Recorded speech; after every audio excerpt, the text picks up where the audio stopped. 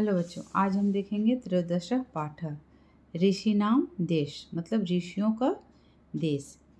भारतम ऋषिनाम देश, भारत मुनियों का ऋषियों का देश है। प्राचीन काले अत्र बहवः ऋषय मुनय च अभवन्। प्राचीन काल में यहाँ बहुत से ऋषि और मुनि हुए। यद अद्यापि देशे मुनीनाम अनेके आश्रमा सन्ति।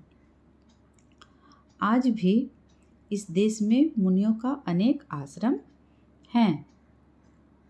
केचित् मुन्य पर्वतानां गुहासु निवसन्ति कठोरां तपस्यामि च कुर्वन्ति। क्या है? तपश्चर्याम च कुर्वन्ति। कुछ मुनि पर्वतों की गुफाओं में रहते हैं और कठोर तपस्या करते हैं। भारतस्य एते ऋषयः ज्ञान विज्ञान संयुक्ता आसन्। भारत के ये ऋषि ज्ञान विज्ञान से युक्त थे। संस्कृत साहित्य रामायणम आदि काव्यम मन्यन्ते। संस्कृत साहित्य में रामायण को आदि काव्य माना जाता है या माना गया है। एतस्य महाकाव्यस्य रचनाकार ऋषि वाल्मीकि।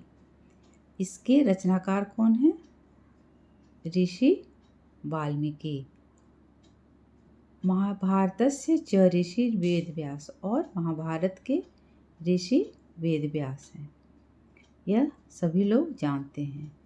पुरास्वाति नामक एक तपस्वी मुनि संगीत साधनम एकम ढोलकम अरचयत।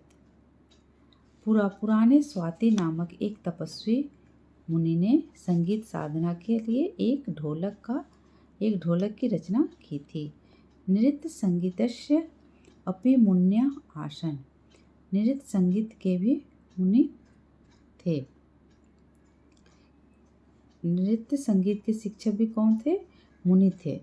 नाट्य शास्त्रस्य लेखक भरत मुनि इति सर्वविदितम्। नाट्य शास्त्र के लेखक भरत मुनि थे, इसे सभी लोग जानते हैं। मुनिषु नृपाणां दृढ़ विश्वास गाढ़ स्नेह च आसीत्। मुनियों पर राजाओं का दृढ़ विश्वास और गहरा प्रेम था। राजकुमारा विद्या प्राप्तये ऋषीणाम आश्रमेषु निवसन्ति स्म। राजकुमार विद्या प्राप्त करने के लिए ऋषियों के आश्रमों में रहते थे। नृपा च ऋषिभ्यः सर्वविद्यं संरक्षणं यच्छन्ति स्म। और राजा भी सभी तरह से ऋषियों की रक्षा करते थे, उन्हें संरक्षण देते थे। एकदा महर्षि विश्वामित्र नृपस्य दशरथस्य आज्ञया राजकुमारो रामलक्ष्मणो स्वयज्ञस्य संरक्षणाय स्वम आश्रमम आनयत्। एक बार महर्षि विश्वामित्र नृपों के राजा दशरथ की आज्ञा से उनके राजकुमारों राम और लक्ष्मण को अपनी यज्ञ की संरक्षण मतलब सुरक्षित यज्ञ कर सके, इसलिए उन्हें अपने आश्रम ले आए थे। तयो वीर राजकुमारियों, उन दोनों वीर राजकुमारों के संरक्षण से महर्षि विश्वामित्रस्य यज्ञ निर्विघ्नं संपन्न। उन दोनों राजकुमारों के संरक्षण से महर्षि विश्वामित्र का यज्ञ निर्विघ्न संपन्न हुआ। अस्त्र शस्त्राणां विद्या भवतु। नृत्य संगीतस्य शिक्षा वा मुन्या एव जनेभ्यः सर्वं शिक्षणं यच्छन्ति स्म।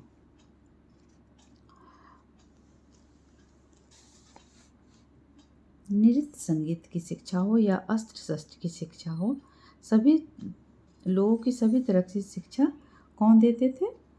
ऋषि लोग देते थे। अस्त्र शस्त्रों की शिक्षा मतलब अस्त्र शस्त्राणाम विद्या भवतु। अस्त्र शस्त्रों की शिक्षा हो या नृत्य संगीत से शिक्षा या नृत्य संगीत की शिक्षा हो, मुनि ही सभी लोगों को दिया करते थे। मुनिनाम आश्रमा सुरमेषु प्रदेशेषु आसन। मुनियों का आश्रम सुंदर प्रदेशों में थे। प्रशांते मनोहरे प्राकृतिक के वातावरणे योग्य तपश्चर्या एतत् सर्वं सुलभम भवति।